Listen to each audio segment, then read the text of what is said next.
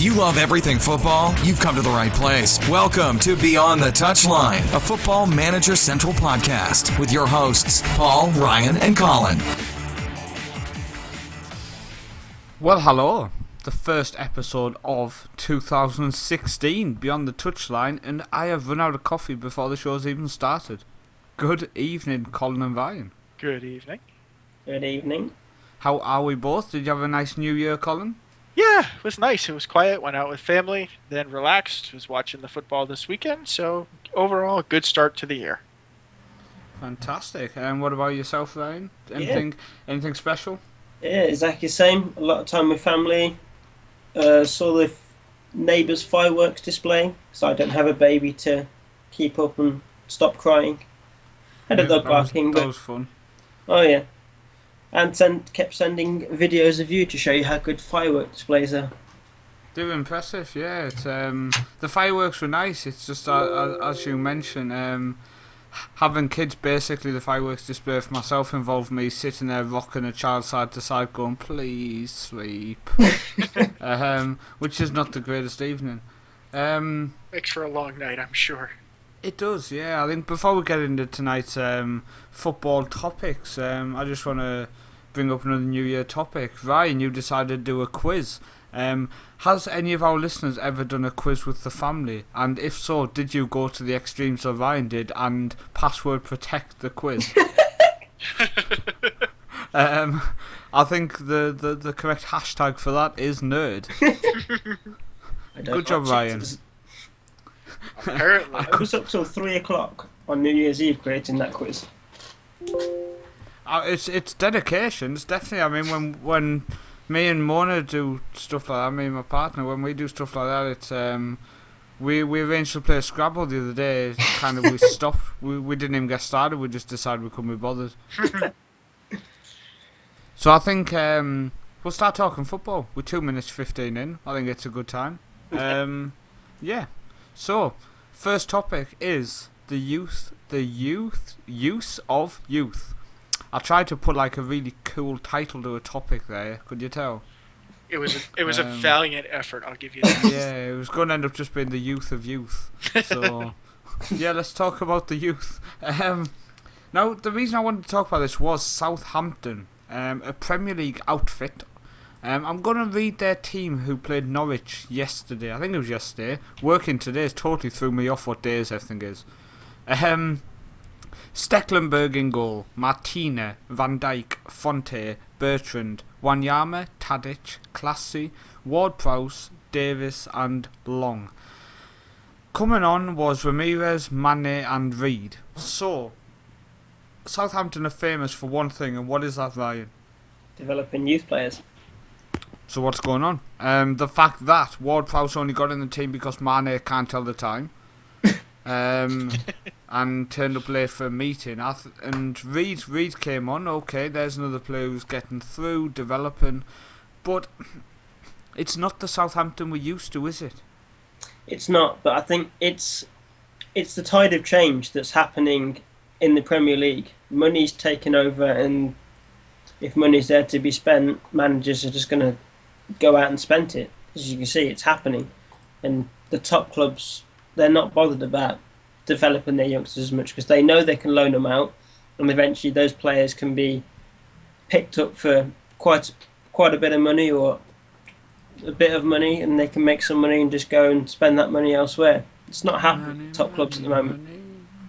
I mean, when you go through the clubs, I mean, you've got the likes of United, for example, Ryan. You had that young kid with the double-barreled name's been getting around the first team recently. Borthwick Jackson. Sure. You don't even know, do you?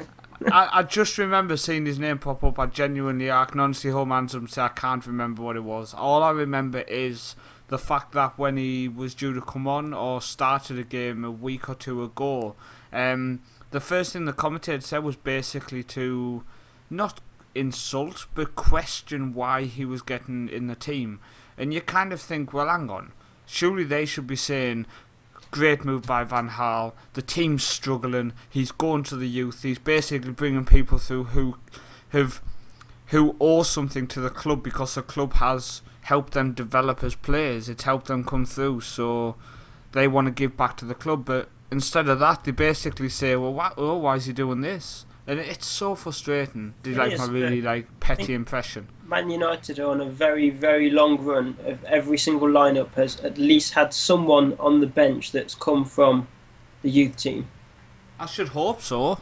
For a club who built their current reputation on the class of '92, Man United, to anybody under the age of 25, when you ask them to name famous players, some will say the likes of Best, but so many of them will then first off rhyme the class of '92, won't they? Which is youth academy project prospects. So surely they should be. It's as you say. It's a change in the times, and it's all about money now, Colin. And I think one of the most frustrating things, surely, in that is Loftus-Cheek at Chelsea. I think he must be sitting at the top of the pile as an example of, if he was in any mid-table to bottom half Premier League team, if he came through the academy, he would have racked up 50 to 100 appearances by now. Yeah, I mean, speaking of him specifically, I know there's a ton of January transfer rumors swirling around him. Hopefully the Newcastle, Colin. Yeah. I agree. I think, to me, that it's a double-sided coin. I think Ryan hit it one spot on. From the Premier League club perspective, there's a lot of money. And, I mean, Southampton has cashed in the last few years on fantastic youth prospects. I mean, Nathaniel Klein, what else? They moved a bunch of guys to Liverpool. The whole squad. But I mean, so now they're sitting on a giant wad of cash, and I think to exactly what Ryan's point was, you have two choices: you either reinvest it back in the club and keep bringing youth prospects through, or you go out, splash the cash, and make an attempt at trying to change the club's fortunes. I think, last year they knocked on the door a little bit of it, but they've been way too inconsistent, and I think, this year now they're being sucked into a relegation conflict. Which is really kind of sad to see. Now the question is, now what happens? What's the youth production look like? Is it going to be years before they get back on it? Are they going to bounce, down in the lower, the bottom part of the table? Are they going to bounce back up? What happens?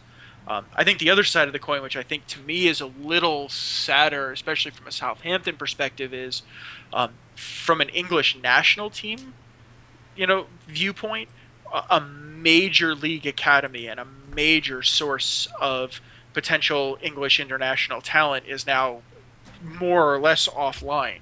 And if I'm the FA, I have to say I'm probably a little more than concerned that, one of my premier growth engines is potentially just dried up. The oil well is run out. And I think that could potentially be a much longer term problem, especially if as we've just said, the tide of the Premier League is go out and buy other guys to win now. What does that mean? It means Southampton may never turn that back on again, which to me is a little scary. It's but then that goes, doesn't it, to a topic which I think it was discussed a while ago on the show, and it's Ryan, it's the simple question of should the Premier League include a homegrown limit which is a lot higher and a lot more strict, because currently you can just do anything and it seems to qualify for homegrown. Well, yeah, I mean, I spoke about what the rules that I'm having to undergo on my Football Manager say. In Switzerland, you have to have so many players that have trained in Switzerland for X number of years. And it really works. It's tested me, because you can't just go out and, I'll pluck you out of Italy, and I'll pluck you out of Germany, and I'll pluck you out of England. You're the best players. Come and play in my team. We'll be great. Can't do that. Yes, I mean, I remember, because I created the Level 3 database, and I researched all the rules, and it was 23 players, maximum registration. Then there was so many had to be homegrown. I think it was 8 or 10 or something? Something crazy, it's 10 homegrown, and I remember the homegrown side of it was fine, but even in the third tier I had more than 23 players, so a couple of decent players missed out. But it does work, because even in the third tier with me managing Savetta, who many people listening might actually know them, they were quite a big team in Switzerland. They've been relegated to the third tier due to financial issues, even though finishing second last season in the second tier. They have some great youth prospects, and it's definitely a fallen giant save, one that I'm going to be tackling later on in the year on YouTube. But you end up with quick plug. But I think the rules there, I think you end up with, with a really symbiotic relationship between the club teams and the national team by having this, by having more stringent rules, right? So now teams have to develop Swiss players, and what's the benefit of developing, that Swiss talent? The national team gets better. What's the benefit of the national team getting better? You have better competition, more guys trying to get in for it, more recognition, more money to invest back into the systems. It becomes a very beneficial scheme. I mean, it's one of the guiding philosophies that they were trying to do with MLS and the U.S. national team was build a system where you could develop players. Now, you can admit it's probably doing a better job of elevating the game of the Central American and Caribbean nations right now in CONCACAF than it is the U.S. team, but that's a debate for another show. But those kind of tighter rules really do elevate, I think, if you go back and look, it really does elevate the national team level, which only benefits the clubs back again. And if England's going to start missing out on that by the business philosophy that's starting to appear in the Premier League, it could be a long haul for a while.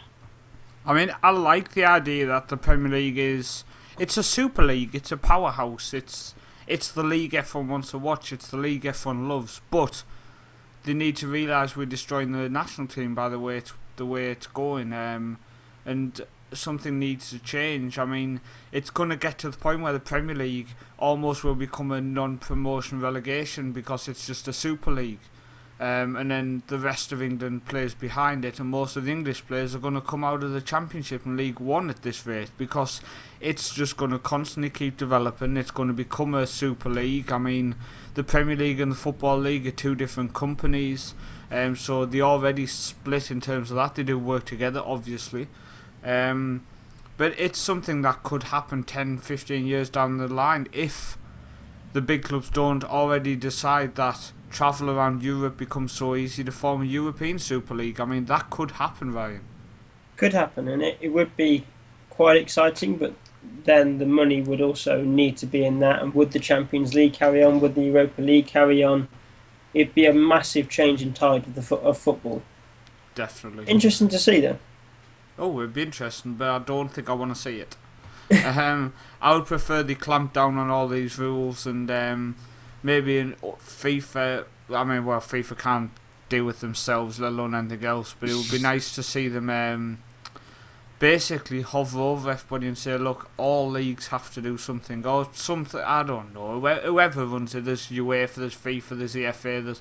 You don't know who runs what, do you? At the minute, it's all just tits up, balls first, anything cardinal. But we'll just, obviously it's January the 3rd as we record this. The transfer window is open. Ryan's on the edge of his seat. He's like a excited puppy on Twitter. Every single bit of news he sees, he tweets. There's a couple of things which have come out to myself recently.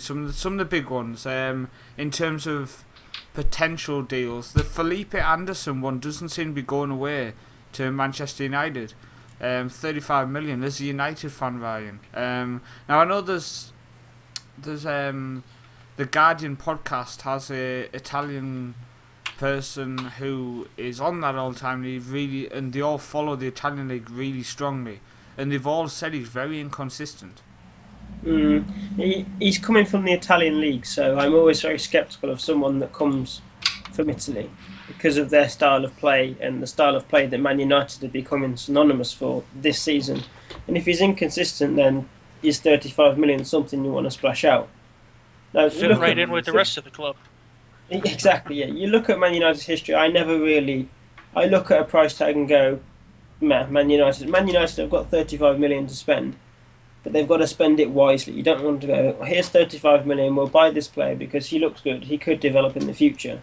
I want to see things happen now. We can't start buying for 3-4 years' time. Fans want things to happen now. We need trophies to come in because there will be a riot.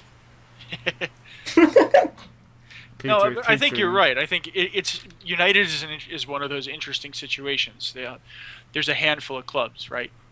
Your United, your Man City, your PSGs, your Real Madrids, to a lesser extent your Barcelonas, right? Where the actual dollar sum of the transfer is almost irrelevant, right? That the whole name of the game is the guy coming in going to fit in and win us a trophy today, or is it, or not? And I think it's a very different philosophy versus somebody like, a more mid-table or bottom-table side, which is, okay, I'm looking for somebody to come in, to kind of do some saving, to stabilize, to be a rotation guy or a squad guy.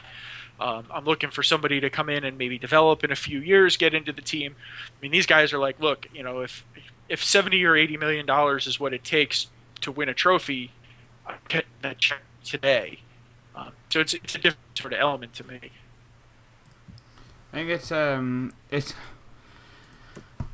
United need to spend a lot of money if they want to get themselves back up there. There is a deal expected to be announced, guys, which is Liverpool's first signing, and Liverpool are very hit and miss, so the common sense thing would be to buy a proven person from the Premier League. So they're going out and buying Marko Grujic from Red Star Belgrade, the 19-year-old, for 5.1 million. It's predicted. It's confirmed on a post on the person's Twitter, on the person's Facebook account. So yeah, I mean, I think that's safe to say. Could be a great player, could be a fantastic buy, but first thoughts are not the right move for players needed. Colin, I'm not convinced you're going to see him in the Premier League. I suspect that he's one of those buys that's going to go and get loaned, sort of, is going to be an insta loan somewhere, somewhere back, either be it Red Star or somewhere else. I know Klopp's talked a bit about being very quiet in this transfer window. I don't in truth, I don't actually expect to see a lot of major activity for the big clubs in January. I'm more, with all of the potential major league coaching changes coming in the Premier League in the summer, I suspect the summer transfer season is going to be much more substantive in England. Ryan getting very excited. I don't know why you couldn't just speak. But go on, Ryan, you've seen the deal? Yeah, it's not a deal, but it's something that I saw a few days ago, but now it's up on Sky, and I trust Sky a bit more than some random person that said it on Twitter. So, well, sorry. Wait, we never know. So Demarai Gray has been linked with Leicester for quite a number of months, I say, and I think they're going to activate his release clause of around 3.75 million. That's an insane release clause for someone who has carried Birmingham at times. He is so lightning quick and so well balanced. He is going to be a great acquisition for any mid-table to top half Premier League side. No disrespect, Leicester. Obviously, it could be in Champions League next year. Some interesting inquiries which are going around. Obviously, the rumour mill is red hot at the minute, so don't touch it. Aston Villa have made inquiries about Montpellier defender Daniel Congre, so that's obviously fantastic. You're battling relegation, so go and sign someone who has no clue about the Premier League. Good move, Aston Villa, idiots. Yeah. Southampton are ready to launch a bid for Danish whiz-kid Emre Mør, who's currently playing for FC Nordsjælland. Yep, another great idea. Yep, screw your youth team. Louis van Gaal has been told that Sadio Mane will cost 62.5 million. Oh yeah, totally. So, sounds worth it. Enjoy Southampton. Don't worry, you'll make most of that back in fines for his inability to show up on time or to just create problems. Yeah. Arsenal. Arsene Wenger's come on and said he is going to sign this window as long as he can find the right player. But doesn't he say that every year? So I heard that Arsenal were going to try and sign Aubameyang from Dortmund. He's far too well known. I saw. Were they linked with Isco as well? I know Isco is. Isco, Aubameyang. Apparently, Aubameyang they were going to splash out 42 million. Isco probably cost about 35 million. There's no way Aubameyang leaves Dortmund. Genuinely, he would leave Dortmund for Arsenal. Nah. he would be a unbelievable signing for Arsenal. You think you've got Walcott, you've got Chamberlain, you've got Sanchez, all three with pace. If you stick somebody in the middle who can actually finish, no offense Walcott, but as a striker you're shit. Oh, I think it would be a sick signing. It'd be unbelievable, wouldn't it? It would can't suit them. You imagine Ozil picking that ball up and he looks up and that guy's past that last defender. Yeah, but I can't imagine. I mean, he is so integral to what Dortmund do. I just think that they're gonna let him go. I just think it's not that Dortmund. I think Dortmund would see the 42 million and think it's a great amount of money, and Aubameyang would think the Premier League is a step up to the German league. Still, no matter what people might say, in terms of the German league, fantastic league, but it's still not touching the Premier League. I think it would be a great sign. I think staying on the Arsenal topic, I think. Do you remember when Ozil came from Real Madrid? Do you remember how many times he got pushed off the ball? How many times he looked knackered after 60 minutes? Just how many times he seemed so ineffective, and what an absolute pleasure he is to watch now. And how spectacular he looks at the moment. Oh my days, he's just unbelievable, Colin. I mean, the way he moves with the football and the way he passes it, I mean, the man crushes in overdrive.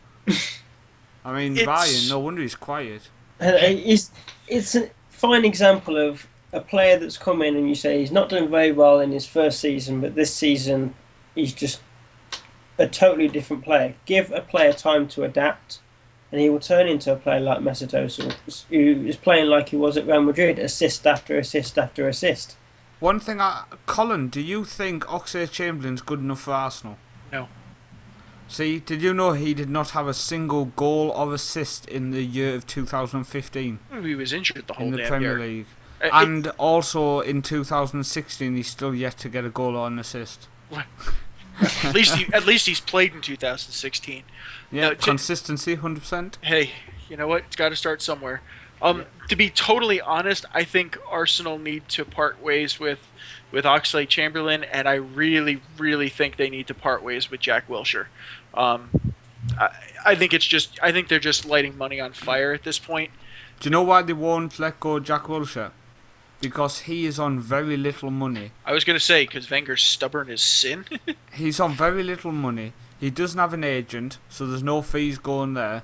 And I think they just have the hope that at some point it's going to be behind him. For the money they pay him, he's a very, very good squad player. You know, the day that it's going to be behind him is the day he announces he's going to retire. Yeah. As soon as do you know what? It would be funny if he did actually announce retirement. Then for that following year, the final year of his career, he doesn't get injured once. The guy gets injured getting out of bed. I don't know, like. I mean, given how injury prone he is, there's something that's seriously wrong. And Arsenal set to complete the signing of Basel midfielder Mohamed El Neni.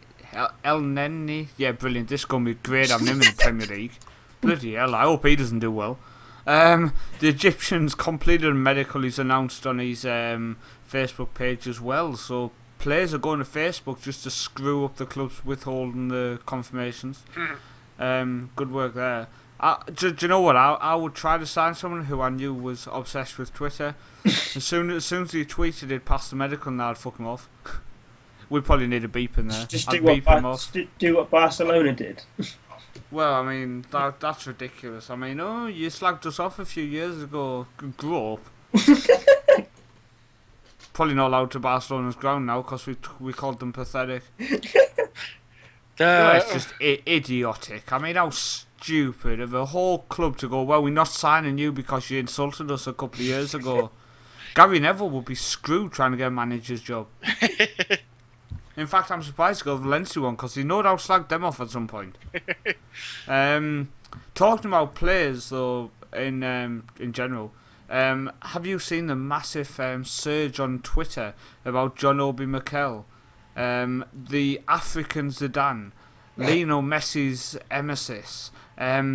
He supposedly, I didn't see the game because I was at work. That's all cry for me.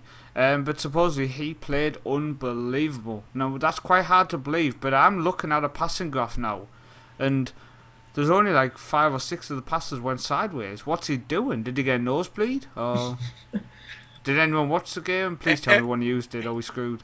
Nah, I did. To be totally fair, everybody once in a while, even a blind squirrel finds a nut. He was he was very good.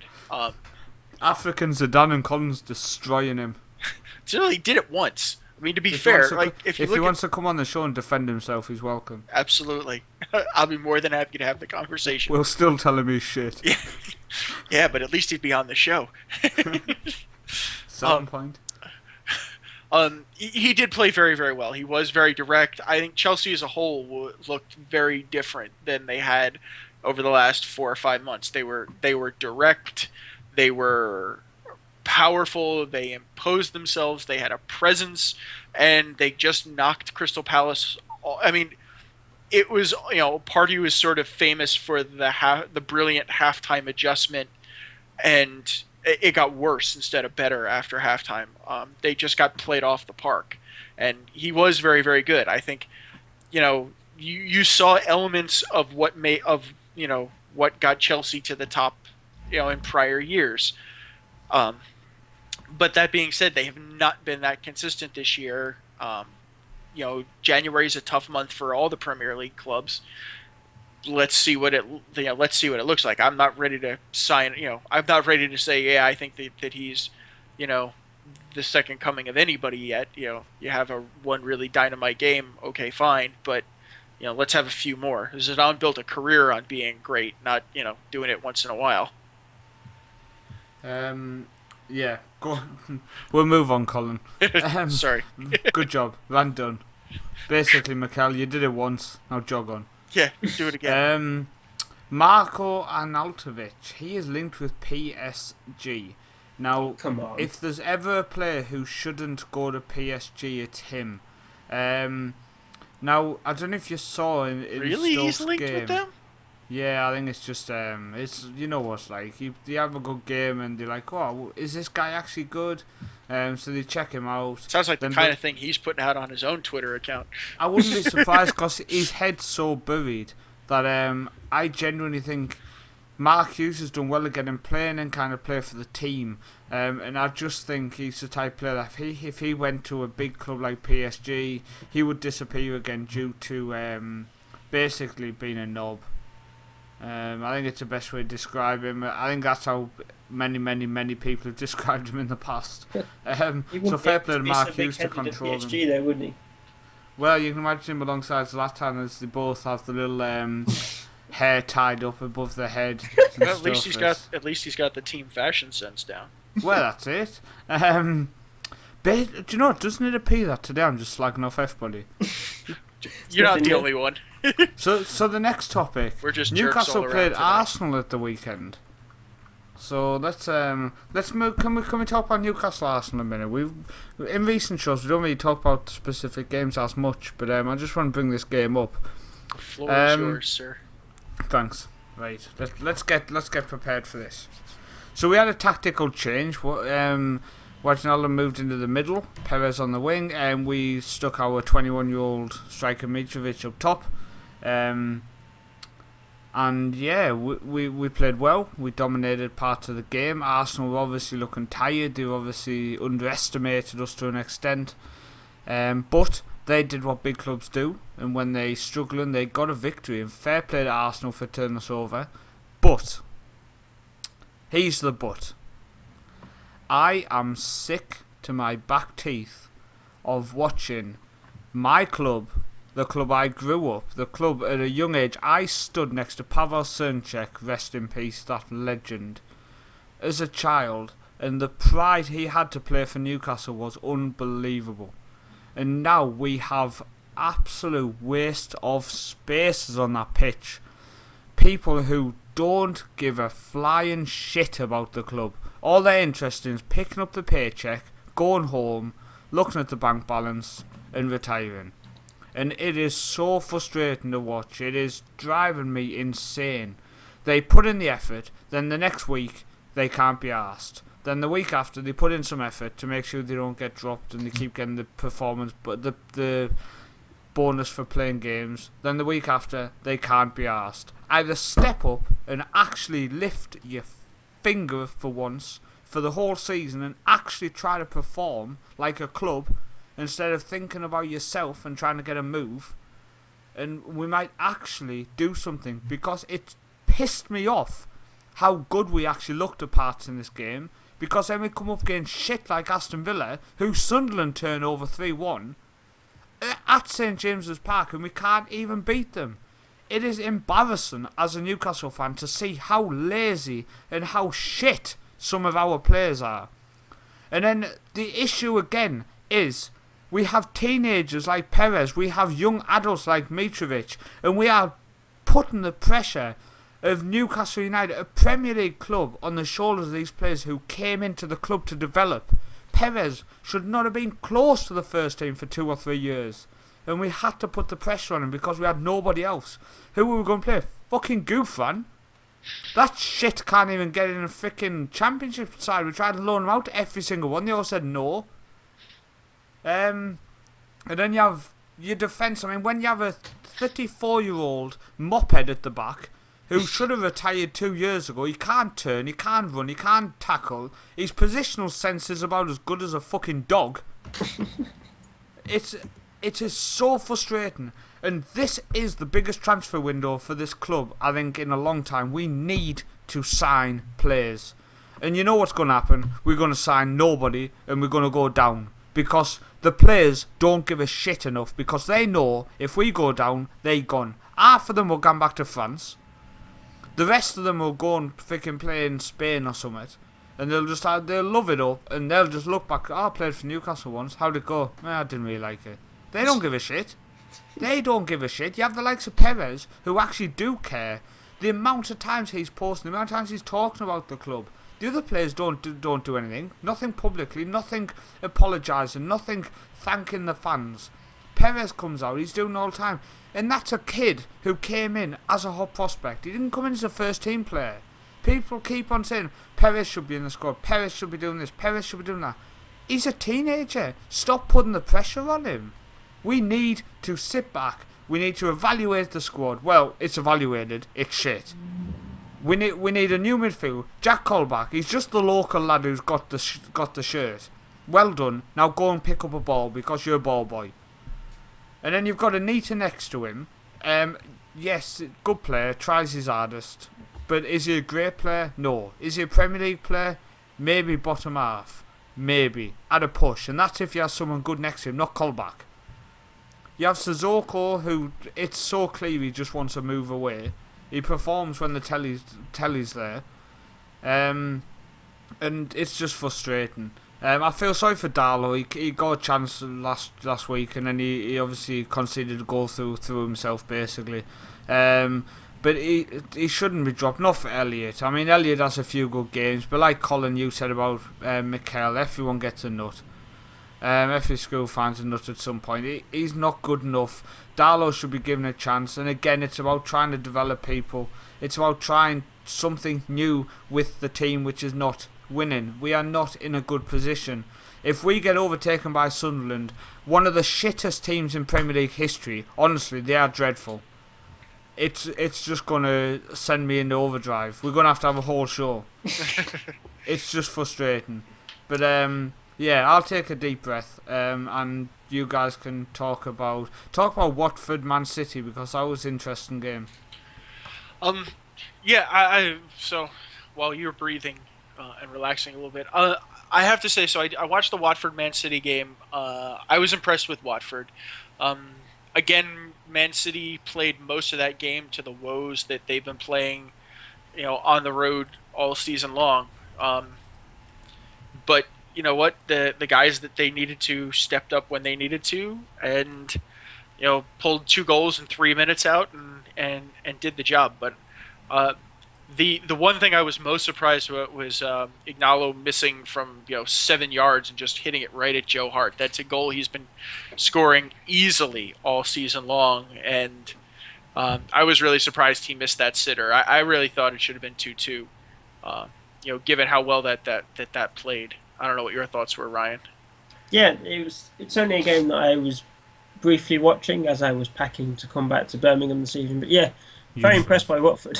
They've been playing really well. We started off these shows for this season really pushing hard on Watford, and we had someone say that they were doing better, and they've proven that. They are a good team. They've got wonderful striker Nigalo up top, who's on form. He's linked with a move away come the transfer window. Apparently Atletico Madrid are sniffing around for £12 million, which apparently is his buyout clause at Watford, which is crazy. If he can develop, then £12 million is a steal. But yeah, really good. And if he's missing from 7 yards in the form he's in, who knows? It can happen. You can't expect wonders of every single player. We're not all Messi, Ronaldo and the top players. But fantastic game. Watford were very unlucky. Man City just stepped up towards the end and got the win. I think, I'm browsing skysports.com's website.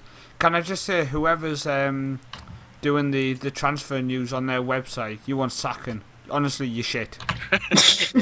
There's so many spelling mistakes, it's embarrassing. I mean, is your job that hard you can't type? Apparently it's harder than you think it is. So I assume you're not listening, but if you are, just get a new job. We're going to end by talking about a player who I absolutely love, and I would love to see Newcastle take the pressure off the likes of Perez and Mitrovic, not to bring that topic back up again. Javier Hernandez, the Mexican international, who actually, if you remember a few months ago, we were talking, Colin, and you were saying about how he wasn't really favoured in Mexico because he wasn't playing for United. He now has 19 goals already this campaign for Bayer Leverkusen. Now, is he going to come back to England? He wants to come back to England. He has said he wants to come back to England.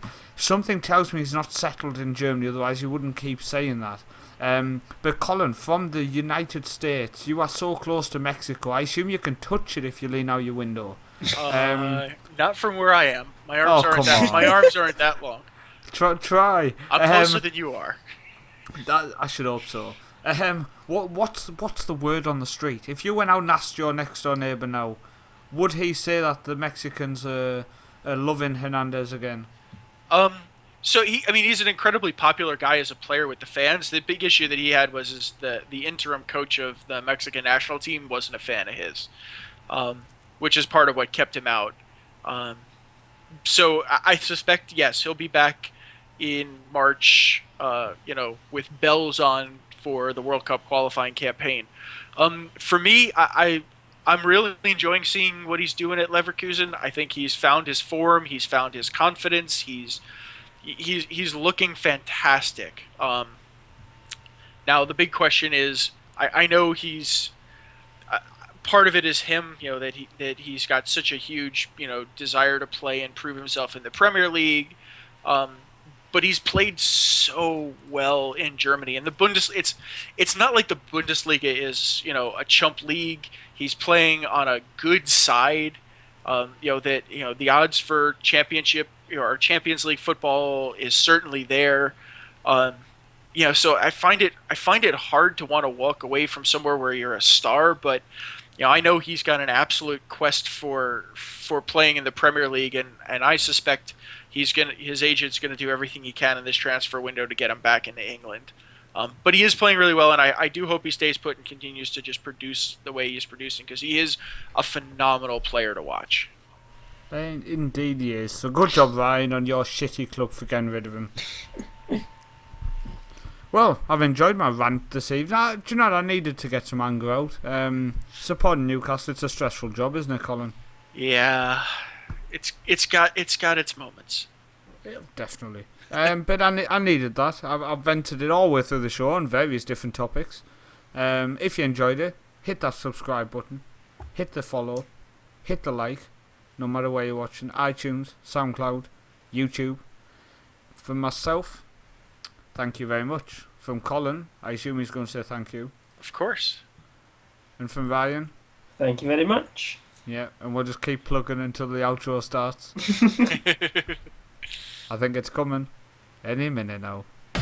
Thanks for listening to this episode of Beyond the Touchline, a Football Manager Central podcast with your hosts, Paul, Ryan, and Colin. We'll catch you next time.